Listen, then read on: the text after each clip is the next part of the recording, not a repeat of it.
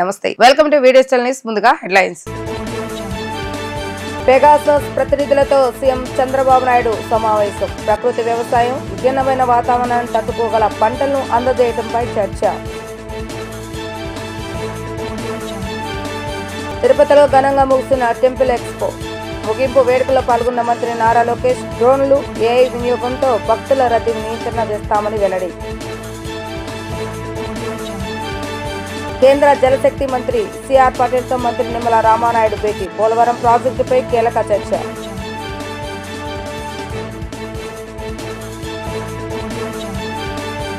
రాష్ట్ర ప్రభుత్వం ప్రకృతి వ్యవసాయాన్ని పెద్ద ఎత్తున ప్రోత్సహిస్తుందని సీఎం చంద్రబాబు నాయుడు స్పష్టం చేశారు. రాష్ట్రంలో ప్రస్తుతం 5 లక్షల హెక్టార్లలో ప్రకృతి వ్యవసాయం సాగుతుందని తెలిపారు.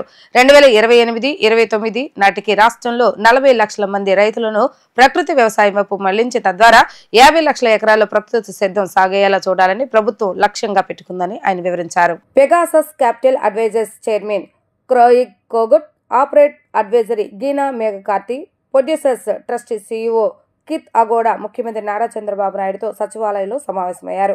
ప్రకృతి వ్యవసాయం, భిన్నమైన వాతావరణాన్ని తట్టుకోగల పంటలను అందజేయటం, రైతు నుండి వినియోగదారుడు వరకు ఎండ్ టు ఎండ్ అనుసంధాన వ్యవస్థను రూపొందించడం, marketing development, financing, data management, infrastructure ఏర్పాటు చేయడంపై ఈ సంస్థలు సహాయపడనున్నాయి.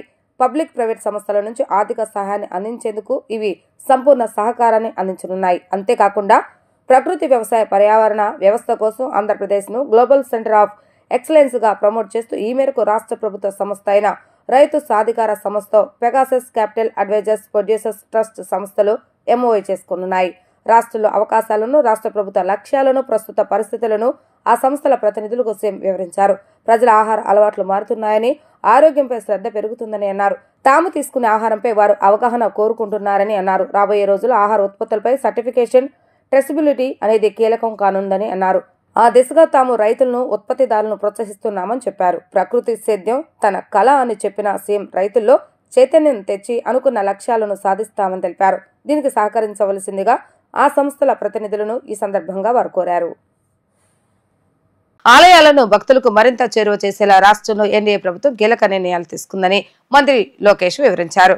రాష్ట్రంలోని ప్రముఖ ఆలయాల దర్శన టికెట్లను వాట్సాప్ గవర్నెన్స్ ద్వారా అందజేస్తున్నామని తెలిపారు. త్వరలోనే టీటీడీ సేవలు సైతం అందుబాటులోకి తెస్తామని అన్నారు. తిరుపతిలో 3 రోజుల పాటు జరిగిన టెంపుల్ ఎక్స్పో ముగింపు కార్యక్రమంలో లోకేష్ పాల్గొన్నారు. ఈ సందర్భంగా లోకేష్ మాట్లాడుతూ ఎన్టీఆర్ తిరుమలలో అన్నదానం ప్రారంభించారని, సీఎం నారా చంద్రబాబు నాయుడు ప్రాణదానము ప్రారంభించారని గుర్తు చేశారు. పిల్లలకు ఫోన్లు, ఐప్యాడ్లు ఇచ్చి పుస్తకాలకు దూరం చేస్తున్నామని ఆవేదన వ్యక్తం చేశారు. అయితే తమ కుమారుడు దేవాంశుకు మాత్రం సెల్ ఫోన్ ఇవ్వటం లేదని, దేవుడు పుస్తకాలు ఇస్తున్నామని అన్నారు. మన దేవుళ్ళ గురించి మన పిల్లలకు చెప్పాల్సిన బాధ్యత మనపై ఉందని స్పష్టం చేశారు. దేశ ప్రధాని వసుదైక కుటుంబం గురించి ఇచ్చిన పిలుపు ఆదర్శప్రాయమైనదని అభివర్ణించారు. అందరూ కలిసి మన సంస్కృతిని కాపాడాల్సిన అవసరం ఉందని ఆయన పేర్కొన్నారు.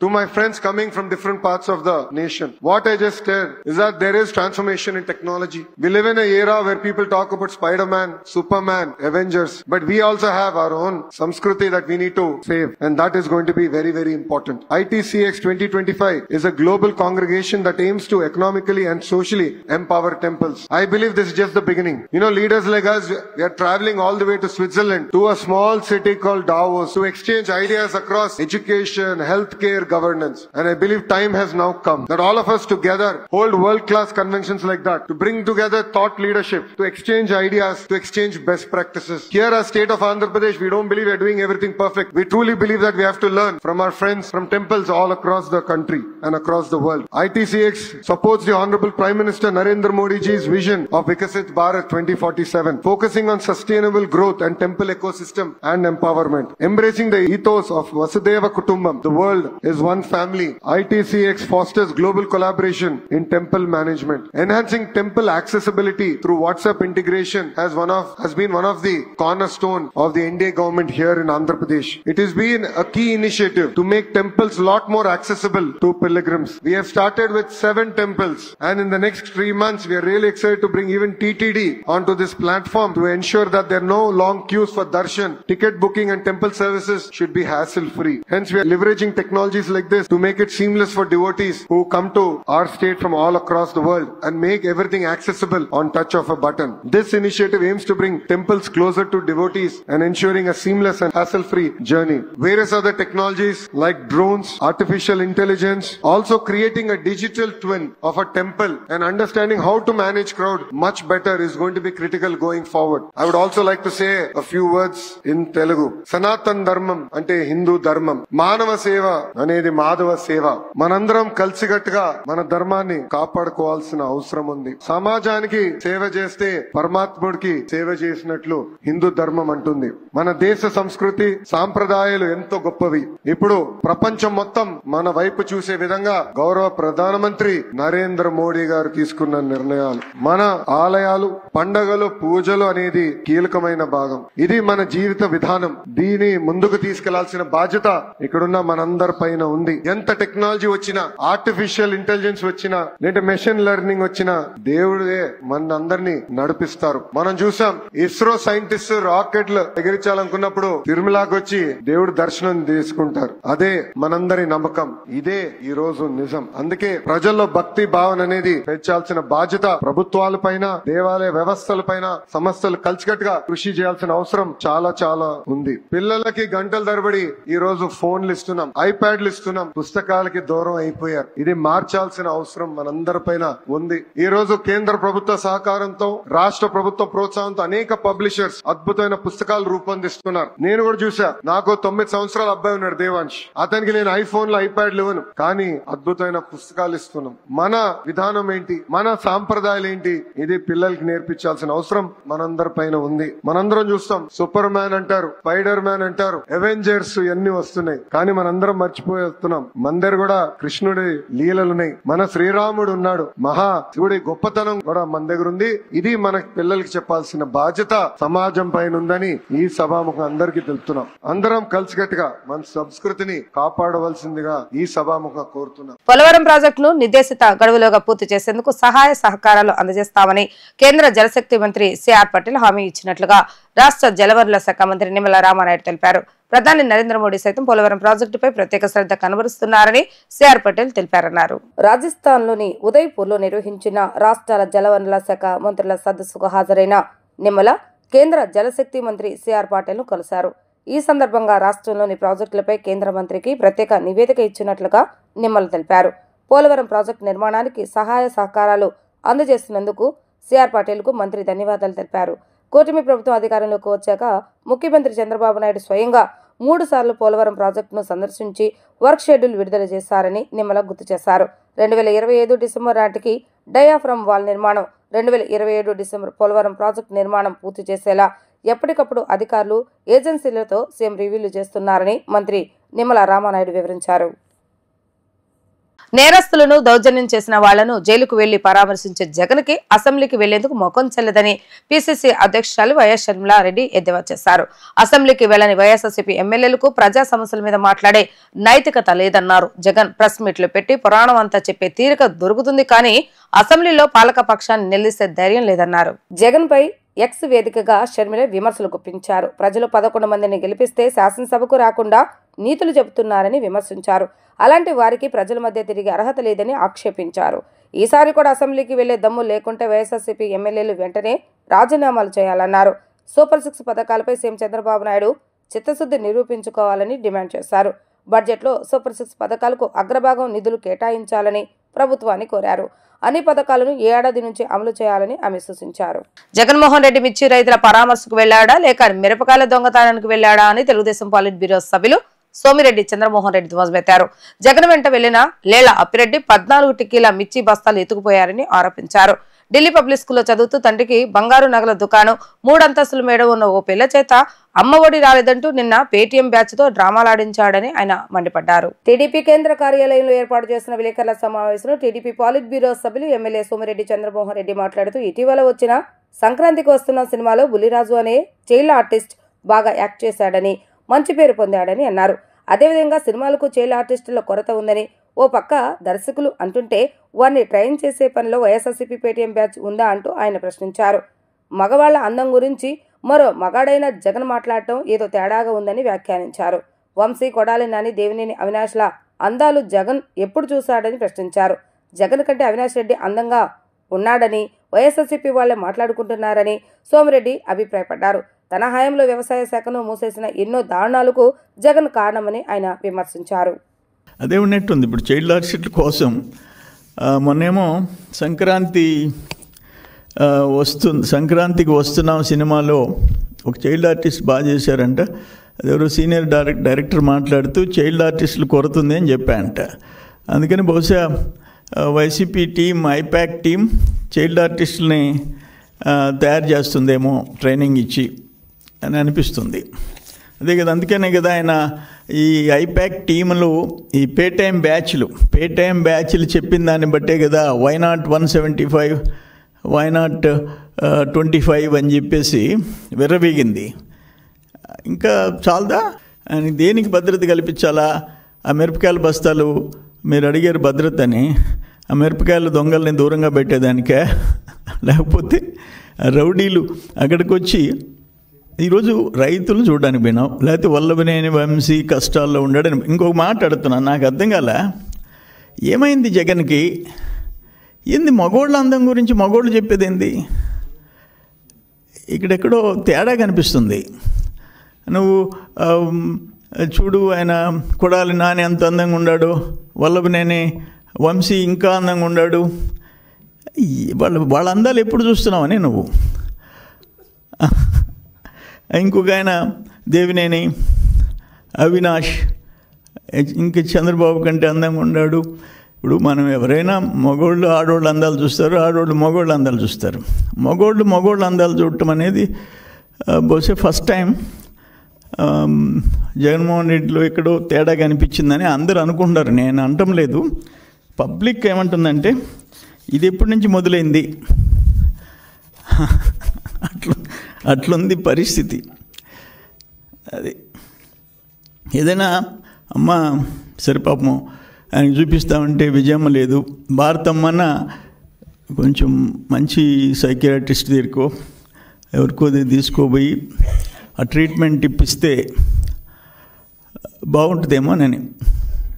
పవిత్రమైన పద్మావతి ఘాట్ను సుప్రీంకోర్టు ఆదేశాలకు వ్యతిరేకంగా వ్యాపార వాణిజ్య అవసరాలకు వినియోగించడం అక్రమమని జై భీమ్ రావు పార్టీ రాష్ట్ర ప్రధాన కార్యదర్శి పరస సురేష్ కుమార్ అన్నారు. మున్సిపల్ కమిషనర్ వెంటనే జాన్ అండ్ కోకి ఇచ్చిన పద్మావతి ఘాట్ కాంట్రాక్టును రద్దు చేయాలని డిమాండ్ చేశారు. లేని పక్షంలో ఆందోళన తీవ్రతరం చేస్తామని ఆయన హెచ్చరించారు. పద్మావతి ఘాట్ను వాణిజ్య అవసరాలకు వినియోగించడాన్ని నిలిపివేయాలని కోరుతూ జై భీమ్ రావు పార్టీ రాష్ట్ర ప్రధాన కార్యదర్శి పరస సురేష్ కుమార్ ఆధ్వర్యంలో మున్సిపల్ కమిషనర్ ను కలిసి వినతి పత్రాన్ని అందజేశారు. అనంతరం సురేష్ కుమార్ మీడియాతో మాట్లాడుతూ పద్మావతి ఘాట్లో హోటల్స్ ఏర్పాటు చేయడం చట్టవిరుద్ధమన్నారు. ఇక్కడ ఏర్పాటైన హోటల్ నుండి వెలువడే వ్యర్థాలు పవిత్ర కృష్ణానదిలో కలిసి జలాలు కలుషితమవుతున్నాయని ఆయన ఆందోళన వ్యక్తం చేశారు. నదీ జలాల పరిరక్షణ చట్ట ప్రకారం తీరం వెంబడి వాణిజ్య సంస్థలు హోటల్ ఏర్పాటు చేయరాదన్నారు. హైదరాబాద్కు చెందిన జాన్ అండ్ కో ఈ ఘాట్ను లీజుకు తీసుకుని నిబంధనలు అతిక్రమించి హోటల్ను ఏర్పాటు చేసిందన్నారు. తక్షణమే ఈ కాంట్రాక్టును రద్దు చేసి పవిత్ర పద్మావతి ఘాట్ను స్వాధీనం చేసుకోవాలని ఆయన డిమాండ్ చేశారు. ఈ మేరకు కమిషన్ను కలిసి వినతి పత్రాన్ని అందజేశామని చెప్పారు. ఇక్కడ హోటల్ను తొలగించని పక్షంలో తమ పార్టీ తరఫున ఆందోళన తీవ్రతరం చేస్తామని ఆయన హెచ్చరించారు. విజయవాడ పరమ పవిత్రమైన పద్మావతి ఘాట్ చాలా పవిత్రమైన నది. అలాంటి విజయవాడ నగరం నడిబొడ్డులో నుంచి నడుస్తున్న ఈ కృష్ణానదిలో అనేక వ్యర్థాలను వదులుతూ ఆ యొక్క E3 స్ట్రీట్ను అక్రమంగా నడుపుతున్నారు. వెంటనే ఆ యొక్క E3 స్ట్రీట్ని రద్దు చేయాలని చెప్పి, వాళ్ళకి ఇచ్చిన కాంట్రాక్ట్ రద్దు చేయాలని చెప్పి సందర్భంగా మేము డిమాండ్ చేస్తున్నాం. అలాగే ఆ E3 యొక్క ఉన్న హోటల్ను అక్కడ ఏ విధమైన అనుమతులు లేకోకుండా కూడా అనేక రకాలమైన హోటల్ను వ్యర్థాలను ఆ యొక్క కృష్ణానదులతో వదులుతూ అది కృష్ణానదిని అపవిత్రం పాలు చేస్తున్నారని చెప్పి సందర్భంగా తెలియజేస్తున్నాను. ఈ విషయమై కమిషనర్ కలిసి వినతి పత్రం ఇవ్వడం జరిగింది. గత 7 సంవత్సరాల నుంచి అక్కడ సంవత్సరానికి 25,50,000 చొప్పున ఒక కాంట్రాక్టు ఒక జాన్ ఎంటర్టైన్మెంట్ ప్రైవేట్ లిమిటెడ్ అనే ఒక కంపెనీ, హైదరాబాద్కు చెందిన ఒక మంత్రి గారి అల్లుడు ఇక్కడ అధికారులని రాజకీయ నాయకులతో ఆయనకు ఉన్న పరిచయాలతో ఇక్కడ అక్రమంగా ఆ యొక్క కాంట్రాక్టు అతను చేదెక్కించుకొని ఆ యొక్క కౌన్సిల్లో తీర్మానం చేసి ఆ రోజు 2018లో ప్రభుత్వంలో కొంతమంది అధికారులని కొంతమంది రాజకీయ నాయకులు ని మేనేజ్ చేసుకుని ఆ కాంట్రాక్ట్ను అతను చేయించుకున్నాడు. ఈ యొక్క పద్మావతి ఘాట్ని రక్షించాల్సిన బాధ్యత ప్రతి ఒక్క పౌరుడి మీద ఉంది. ఎందుకంటే ప్రకృతి ఈ రోజున ఆ యొక్క ప్రభావం ఏ విధంగా ఉంటుందో మనం ఈ మధ్యనే చూసాము. ఈ మధ్యన వచ్చిన ఈ బుడమేరు కాలం ఏ విధంగా అయితే పొంగిందో ఈ విధంగా ఈ పద్మావతి ఘాట్ని ఆక్యుపై చేయడం వల్ల ఈ విధమైన వ్యాపార కార్యకలాపాలకు ఉపయోగించుకుని దాన్ని ఆక్రమించుకోవడం వల్ల మళ్ళీ రేపు రానున్న రోజుల్లో ఇటువంటి విపత్తులు మనకి ముందుకు వస్తాయని చెప్పి సందర్భంగా తెలియజేస్తూ వెంటనే ఈ పద్మావతి ఘాట్లో ఈ యొక్క E3 స్ట్రీట్ ఏదైతే ఉందో దాని యొక్క జాన్ ఎంటర్ప్రైజెస్ యొక్క అగ్రిమెంట్ను రద్దు చేసి ఆ యొక్క ప్రదేశాన్ని కార్పొరేషన్ వారు ఆక్యుపై చేసుకోవాలి. అడ్డుకోకపోతే మాత్రం మేము తీవ్రంగా ఈ యొక్క ఉద్యమాన్ని ఈ యొక్క వాతావరణ పరిరక్షణ కాపాడే విధంగా మేము ముందుకు తీసుకెళ్తామని చెప్పి జై భీమ్రావ్ భారత పార్టీ తరఫున డిమాండ్ చేస్తున్నాము. ఈ కమిషనర్ కూడా కలవడం జరిగింది. దీని మీద రిప్రజెంటేషన్ ఇచ్చాము. అలాగే ఈ కమిషనర్ గారిని కలిసి ఈ యొక్క సుప్రీంకోర్టు వైలేషన్ ఏ విధంగా జరుగుతూ జీవోలను కానీ అలాగే NGT నేషనల్ గ్రీన్ ట్రిబ్యునల్ యొక్క జీవోలను కూడా ఆ యొక్క జీవోలను ప్రతి ఒక్కటి కూడా 300 పేజీల ఒక జీవో కాపీలను కమిషనర్ గారికి సబ్మిట్ చేయడం జరిగింది. దాన్ని పర్యవేక్షించి ఎమ్మటనే దాని మీద చర్య తీసుకుంటారని చెప్పి కమిషనర్ కూడా కోరడం జరిగింది. అన్ని తానై తన ఆశ్రమంలో ఆశ్రయం పొందుతున్న వృద్ధులు తెంపల్లి కోటిరత్నమ్మ చనిపోతే దహన సంస్కరణలు నిర్వహించి తలకొరివి పెట్టి BKR అమ్మ చిల్డ్రన్స్ వృద్ధాశ్రమం నిర్వాహకురాలు కానూరు శేషమాధవి ఆదర్శంగా నిలిచారు. ఇదే తరహాలో తన ఆశ్రమంలో గతంలో చనిపోయిన వృద్ధులకు కూడా తానే దగ్గరుండి దహన సంస్కారాలు నిర్వహించారు. అనాథులకు వృద్ధులకు సేవ చేస్తూ ఉంగుటూరు మండలం వెల్దిపాడు గన్నవరం పెద్దవటుపల్లి జంగంగూడెం గ్రామాల్లో బాడుగకు నివాసాలు అద్దెకు తీసుకొని దాతల సహాయంతో చిన్నపిల్లలను వృద్ధులను పెంచి పోషిస్తూ పిల్లలకు విద్యాబుద్ధులు చెప్పిస్తూ ఎంతో మందికి ఆదర్శంగా నిలిచిన ఈ సందర్భంగా BKR అమ్మ చిల్డ్రన్స్ వృద్ధాశ్రమం నిర్వాహకురాలు కానూరు శేషమాధవి మాట్లాడుతూ కరోనా సమయంలో తల్లిదండ్రులు కోల్పోయిన చిన్నపిల్లలను అనాథ వృద్ధులకు తల్లిదండ్రులు లేని పిల్లలకు తాను నిర్వహించే ఆశ్రమంలో ఆశ్రయం కల్పించి వారికి విద్యా వైద్యం ఆహారం మొదలగు వసతులు కల్పించి మానవ సేవయే మాధవ సేవ అనే సేవా దృక్పథంతో ముందుకు వెళ్తున్నామని పేర్కొన్నారు. స్థానిక పెద్దలు చిగురుపాటి కుమారస్వామి, సురేంద్రబాబు, రజిత మరియు కొంతమంది సహాయకుల సహకారంతో ఈ వృద్ధాశ్రమాన్ని అమ్మ చిల్డ్రన్స్ హోమ్ను నడుపుతున్నామని వారు తెలిపారు. అందరికీ నమస్కారం. నా పేరు కానూరి శేషమాధవి. నేను గత 9 సంవత్సరాలు 2017 మార్చి 8వ తేదీన BKR ఓల్డేజ్ హోమ్ని స్థాపించి 25 మంది వృద్ధులతో ఉంగుటూరు మండలం వెల్దిపాడు గ్రామంలో BKR ఓల్డేజ్ హోమ్ని స్థాపించాము. ఆ రోజు నుంచి ఈ రోజు వరకు కరోనాలోనే కానివ్వండి ఇప్పటి వరకు కూడా మా దగ్గర ఉన్న వృద్ధులను సొంత బిడ్డల కంటే ఎక్కువగా చూసుకోవడం, వారి ఆలన పాలన, వారి బిడ్డలు వారిని వదిలేశారు అనే భావన ఏమాత్రం వాళ్ళలో కలగకుండా వారి సొంత ఇంట్లో ఎలా అయితే ఉంటారో అంతకంటే చక్కగా ఉండేలాగా మా BKR సేవా సంఘం నుంచి నేను వారందరికీ సేవలు అందిస్తున్నాను. అంతేకాకుండా మా దగ్గర ఎవరైనా చనిపోతే వారికి స్వయంగా అంత్యక్రియలు కూడా నేనే నిర్వహిస్తున్నాను. ఈ తరుణంలో కరోనా తరుణంలో ఆర్ఫన్ పిల్లలు, చిన్నపిల్లలు, తల్లి తండ్రి కోల్పోయిన వాళ్ళు, అట్లాగే సెమీ ఆర్ఫన్స్ ఉన్న వాళ్ళని మేము తీసుకొచ్చి అమ్మ చిల్డ్రన్స్ హోమ్గా రిజిస్ట్రేషన్ చేయించుకొని ఇక్కడ ఒక 20 మంది చిన్నారులతో అమ్మ చిల్డ్రన్స్ హోము, అలాగే చిన్నారులకు తోడు పెద్దవాళ్ళకి పిల్లలు, పిల్లలకి పెద్దవాళ్ళు కుటుంబాలు గుర్తు రాకుండా గన్నవరంలో అమ్మ children's home, BKR old age home ఇక్కడ 10 మంది వృద్ధులు, 20 మంది చిన్నపిల్లలతో గత 5 సంవత్సరం నుంచి నడిపిస్తున్నాము, నిరూపించుకోగలిగాము. అంతే జెన్యూన్గా ఇక్కడ గన్నవరం కాన్స్టిట్యున్సీలో మన ఆశ్రమాల పట్ల శ్రద్ధ వహించి అంకిత భావంతో సేవ చేయాలనే ఒక అంకిత భావంతో నేను ఈ ఆశ్రమాలు స్థాపించుకుని ఆ రోజు నుంచి ఈ రోజు వరకు కూడా నిరంతరం కరోనా టైంలో చనిపోయిన వాళ్ళకి దగ్గరుండి స్వయంగా నేనే అంత్యక్రియలు చేశాను.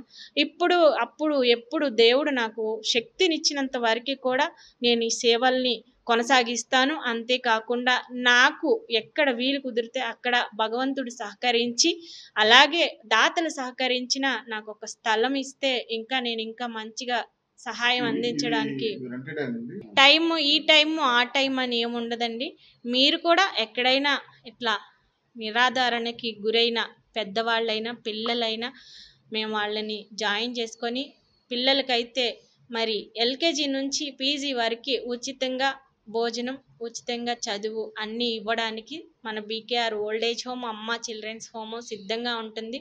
ఎవరు లేని పెద్దవాళ్ళు నా తల్లిదండ్రిగా భావించుకొని వాళ్ళని నా దగ్గరికి ఎవరు తీసుకొచ్చి జాయిన్ చేసినా నేను వాళ్ళని వాళ్ళ బిడ్డ కంటే ఎక్కువగా చూసుకొని వాళ్ళకి ఆలన పాలన చూసుకొని అన్నీ చేయడానికి నేను సిద్ధంగా ఉంటాను. ఇవన్నీ చేయడానికి భగవంతుడు నాకు శక్తి ఇవ్వాలి. అలాగే మీ అందరూ కూడా నాకు సపోర్ట్ చేసి, దాతలందరూ కూడా సపోర్ట్ చేసి, మీడియా మిత్రులు కూడా ఇంకా సపోర్ట్ చేస్తే నాకు ఇంకా ఉత్సాహం వస్తుంది. అలాగే ఇంకా ఎక్కువ పని చేయడానికి, సేవ చేయడానికి ముందుకు వెళ్తాను. నాకు ఈ అవకాశం ఇచ్చిన మీడియా మిత్రులకి ధన్యవాదాలు. కార్పొరేట్ హాస్పిటల్స్ కు ధీటుగా ప్రభుత్వ హాస్పిటల్స్ ను తీర్చిదిద్దే విధంగా రాబోయే రోజులు చర్యలు తీసుకుంటామని వైద్య ఆరోగ్య శాఖ మంత్రి సత్యకుమార్ యాదవ్ తెలిపారు.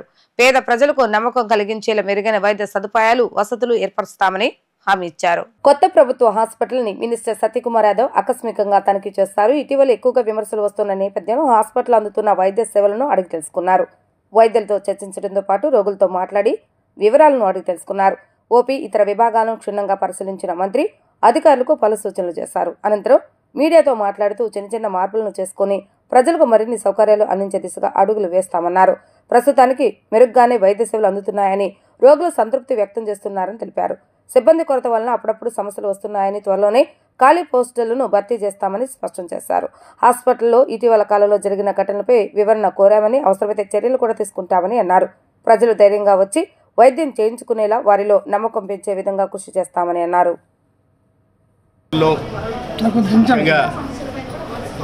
సర్వజన ప్రభుత్వ ఆసుపత్రుల్లో ఇక్కడికి వస్తున్న రోగులకి, ముఖ్యంగా పేదవర్గం నుంచి వస్తారు, వారి ఎటువంటి వైద్య సేవలు అందుతున్నాయనే విషయం మీద ఇవాళ చూడడానికి నేను ఆకస్మికంగా తనిఖీ చేయడం జరిగింది. ఎవరికి తెలియకుండా రావడం జరిగింది. అనేక మంది ఓపీజీ దగ్గర కానీ, లేదా ఓపీ క్యూలో టోకెన్ కోసం ఉన్న వాళ్ళ దగ్గర కానీ, లేదా డాక్టర్ దగ్గర ఉన్న వాళ్ళతో అందరితో అనేక మందితో మాట్లాడడం జరిగింది. ఈ ప్రభుత్వం అధికారంలోకి వచ్చిన తర్వాత చంద్రబాబు నాయుడు గారు సమీక్ష నిర్వహించి ఆసుపత్రుల మీద దృష్టి పెట్టాల్సిందిగా, నాణ్యమైన వైద్య సేవలు అందించాల్సిన వాళ్ళ సమీక్షలో చెప్పడం జరిగింది. దాని తర్వాత 30 పాయింట్ యాక్షన్ ప్లాన్ అనే పేరుతో, ఎందుకంటే ఆర్థిక వనరుల కొరత ఉన్న దృష్ట్యా ప్రధానంగా 10 సూత్రాల కార్యక్రమం, 30 సూత్రాల్లో 10 సూత్రాల కార్యక్రమాన్ని ఆసుపత్రుల్లో ప్రధానంగా ఓపీ సర్వీసులు చాలా దారుణమైన పరిస్థితులు ఉండేవి. ఓపీ ఈరోజు మళ్ళీ ఉంటే మళ్ళీ రేపు కూడా ఒక రోజు ఆగాల్సిన పరిస్థితులు, వాటి నుంచి బయటికి తీసుకొస్తూ 30 నిమిషాల్లోనే ఓపీ సర్వీసులు అందించాల్సిందిగా నేను చెప్పాను. దాంట్లో భాగంగా సమీక్షలో ఇవాళ కూడా నేను చూశాను. అనేక మంది రోగులతో మాట్లాడుతుంటే ఎవరు కూడా హాఫ్ అన్ అవర్ పైన అయినా చెప్పలేదు. 5 నిమిషాల్లో అయిపోయింది, 10 నిమిషాల్లో అయిపోయింది, డాక్టర్ ఎంతసేపట్లో చూశారు, 15 నిమిషాలు చూశారు. నేను రిజిస్ట్రేషన్ ఇదైన తర్వాత, జనరేట్ అయిన తర్వాత దాంట్లో సమయాన్ని, తర్వాత ఓపీ డాక్టర్ దగ్గరకు వచ్చిన సమయాన్ని, తర్వాత ఏదైనా మందులు అవసరం, పరీక్షలు అవసరం ఉంటే ఆ పరీక్షల దగ్గరికి వెళ్ళిన సమయాన్ని, మందులు అవసరం ఉంటే ఫార్మసీ దగ్గరికి వెళ్ళిన సమయాన్ని కూడా నేను చూడడం జరిగింది. ఇక్కడ కూడా ఆ అరగంట లోపలే జరుగుతున్నాయి. నేను చాలా ఊహించుకొని వచ్చాను పరిస్థితులు, ఎందుకంటే చాలా పేపర్లో నేను నెగిటివ్ వార్తలు వింటున్న దృష్ట్యా చాలా అధ్వానంగా ఉంటుందని. అంతా మంచిగా ఉంది, బ్రహ్మాండంగా ఉందని నేను చెప్పట్లేదు, కానీ చాలా మెరుగుదల వచ్చిందనే విషయాన్ని అయితే నేను స్వయంగా చూశాను కాబట్టి చెప్పగలను. ఓపీ సర్వీసుల్లో కావచ్చు, లేదా ఈ భోజనం ఇస్తున్న భోజనం వీటిలో కావచ్చు, లేదా ఇన్పేషెంట్ల విషయంలో కానీ, వాళ్ళని చూస్తున్న నర్సింగ్ స్టాఫ్ వ్యవహార శైలిలో కానీ, లేదా డాక్టర్లు కానీ, ఐటీ సందర్భంలో చూస్తున్న సమయంలో కానీ, ఇవాళ రోగులు ఎవరైతే ఉన్నారో ఆసుపత్రికి వచ్చిన వాళ్ళు కాస్త సంతృప్తికరంగా ఉన్నారు. కాస్త మార్పులు చేసుకోవాల్సి ఉంది, ఇంకొంచెం మెరుగుదల పరచుకోవాల్సిన అవసరం ఉంది. ముఖ్యంగా కింది స్థాయి సిబ్బంది లేకపోవడం వల్ల ఇటీవల మేము సమీక్ష నిర్వహించినప్పుడు కూడా దాదాపు 925 మంది ఎఫ్ఎన్ఓలు, ఎంఎన్ఓలు కొరత ఉందని చెప్పడం జరిగింది. దానికి అనుగుణంగా మేము నియామకాలు కూడా చేపడుతున్నాం. వాళ్ళు చూస్తే రాష్ట్ర వ్యాప్తంగా నర్సింగ్ స్టాఫ్ కొరత ఉండడంతో నియామకాలు చేపడుతున్నాం. అదేవిధంగా ఫార్మసిస్టుల నియామకాలు చేపడుతున్నాం, ల్యాబ్ టెక్నీషియన్స్ నియామకాలు చేపడుతున్నాం. అయినప్పటికీ కూడా ఎఫ్ఎన్ఓలు, ఎంఎన్ఓల కొరత ప్రధానంగా ఇక్కడ కనిపిస్తూ ఉంది. 300 మంది ఎఫ్ఎన్ఓలు, ఎంఎన్ఓలు ఇక్కడ అవసరమైతే ప్రస్తుతానికి 135 మంది ఉన్నారు. దాంట్లో కొంతమంది సెలవులో ఉండకపోగా కొంతమంది అనాథరైజ్డ్ ఆబ్సెంటీస్ కూడా ఉన్నారు. నేను వారి మీద ఎప్పటి నుంచి అనాథరైజ్డ్ ఆబ్సెంటీస్గా ఉంటున్నారో వాళ్ళని ఒకసారి గుర్తించి వాళ్ళకి వెంటనే వాళ్ళకి నోటీసులు ఇచ్చి, వాళ్ళకి కారణాలు సహేతుక షోకాజ్ నోటీస్ ఇచ్చి సహేతుకమైన కారణం ఉంటే దాని మీద, లేదంటే చర్యలు తీసుకోవాల్సిందిగా, అవసరమైతే సస్పెండ్ చేయాల్సిందిగా కూడా వాళ్ళని నేను సూపరింటెండెంట్ గారికి తెలియజేస్తున్నా. అదేవిధంగా నిర్ణయం కూడా ఖచ్చితంగా తీసుకుంటాం వాటి మీద. వీటిని కూడా, ఈ కొరతలు కూడా తీర్చే ప్రయత్నం చేస్తాం. భోజనం దీని దగ్గర కూడా చూశాను, నేను స్వయంగా వెళ్ళి తినేసి చూశాను. 2417 కిలో క్యాలరీల భోజనం వేస్తున్నారు సార్. అడిగాను నేను రోగులను కూడా, ఎలా ఉంది భోజనం, రుచికరంగా ఉంది, బాగుంది, ఎగ్ ఫ్రెష్గా ఉంటుందా, ఉంది, అరటిపండు ఫ్రెష్గా ఉంటుందా, ఉంటుంది, సాంబారు రుచికరంగా ఉంటుందా, అంటే ఈ ఆసుపత్రుల్లో ఇటువంటి సేవలు ఈ మధ్య కొంతమంది చెప్తున్నారు, గతంలో చాలా ఎక్కువ సమయం పట్టేదయా, ఇప్పుడు ఏం లేదు, నేను చాలా సార్లు వస్తూ ఉంటాను, దీని మీద ఆధారపడి ఉంటాను, ఇప్పుడు ఆ ఇబ్బంది లేదు, వచ్చిన 15 నిమిషాల్లో మందులు ఇస్తున్నారు, 10 నిమిషాల్లో డాక్టర్లు చూస్తున్నారని సంతృప్తి వ్యక్తపరుస్తున్నారు.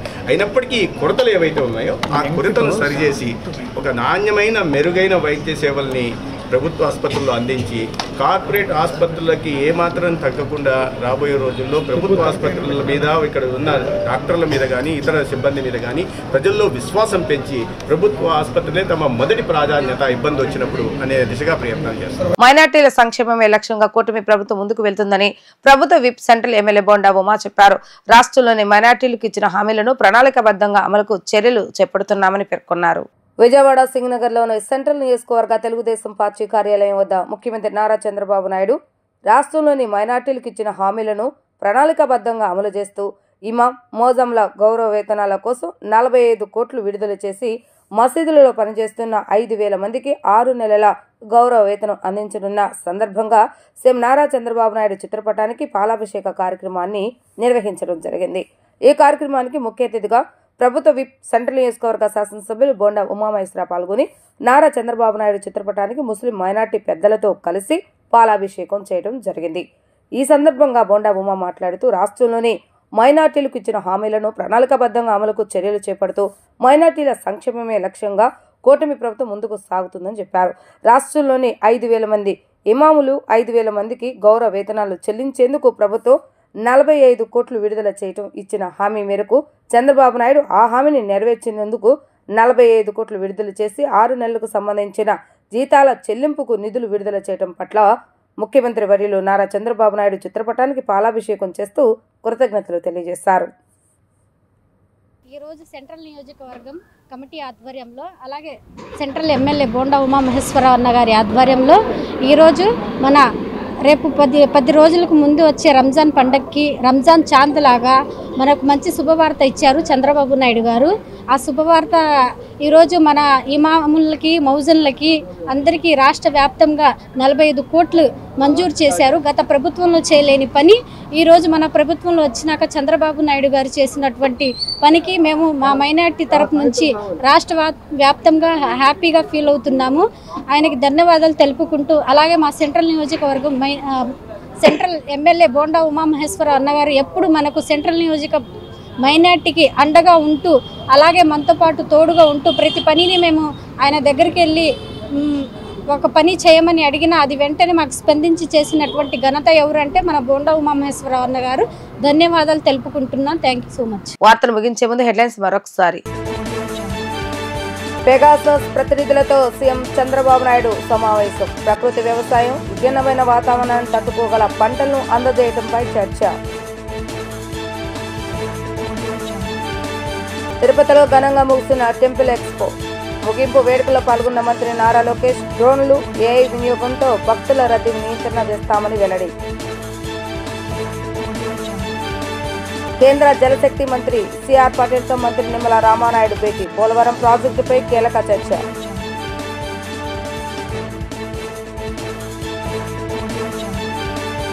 ఇవి రోజు వార్తా విశేషాలు. మరలా తిరిగి ప్రసారమైన వార్తలు మళ్ళీ కలుద్దాం. అందరికి సెలవు. నమస్కారం.